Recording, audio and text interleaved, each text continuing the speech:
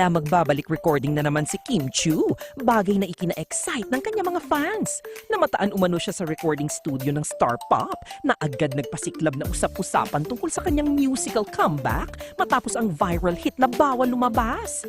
Marami ang naniniwalang may bagong kanta na namang inihahanda si Kim, lalo na't matagal-tagal na rin mula noong huli niyang naging music release. Sa kabila ng kanyang busy schedule sa TV, endorsements at negosyo, tila handa na ulit siyang bumalik sa recording booth para sa panibagong project na aabangan ng fans. Samantala, mas lalo pang kinilig ang supporter sa usap-usapan na supportive umano si Paolo Avellino sa music comeback ni Kim.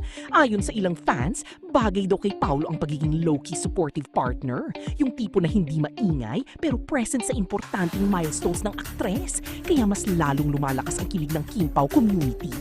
May mga netizens pang nagbiro na baka sa backstage o recording base si Paolo sa mga unang makakarinig ng bagong material ni Kim. Wala mang kumpirmasyon, sapat na sa fans ang ganitong imahe upang mas lalong ma-excite sa comeback at sa patuloy na development ng kanilang tambalan.